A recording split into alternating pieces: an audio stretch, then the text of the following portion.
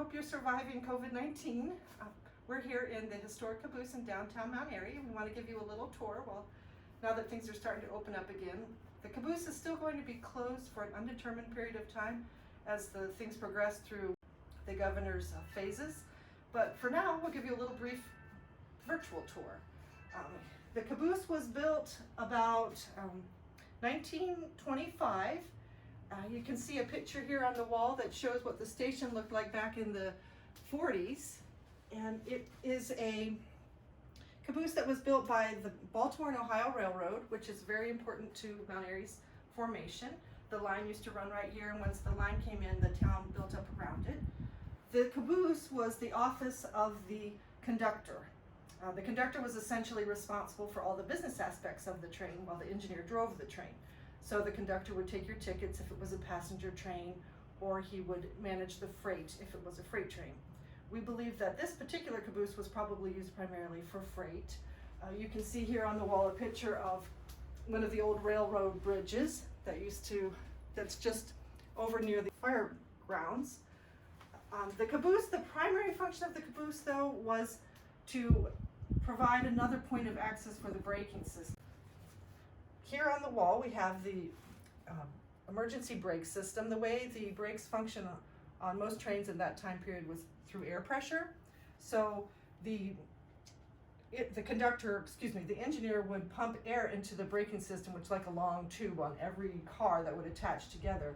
And then that would release the brakes. And when they wanted to apply the brakes, they would let the air out of the hoses, and it worked more efficiently if they had someone back in the back releasing the air at the same time that the engineer was releasing it at the front.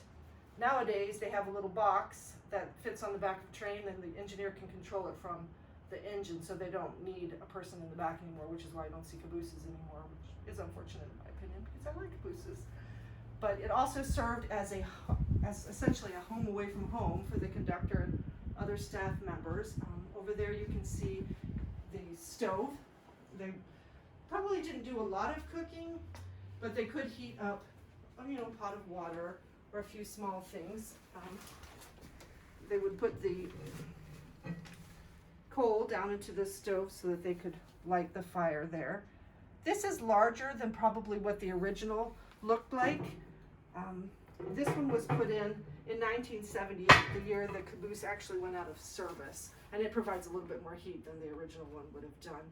But here they also had a coal box to fill the stove. We have it used primarily for supplies.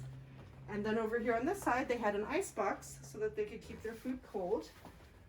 The thing would close down. We have a cooler in there, just sort of a modern day version of cooling system. And apparently it worked pretty effectively. Let's see, what else can I tell you? Here we had a space where the brakeman or lineman could sit. There would have been a unit like this on the opposite side as well. Right now we just have the air conditioning unit in here. But the brakeman could sit up here and keep a view of everything that was happening on the line. So if he saw a fire or a car coming off the track, he could notify the engineer. And they used a type of flag system similar to kind of what you see lifeguards doing. They probably, I expect, had whistles or something as well, but they would signal out the window to the engineer to let him know whether to stop or slow down or any kind of problem. And then at nighttime they would use lanterns. We have a few samples here that were donated by a gentleman whose father used to work on the railroad. But that gives you a little bit of history of the caboose. We hope that you can come down and visit us once we're reopened and enjoy the virtual tour of Mount Airy.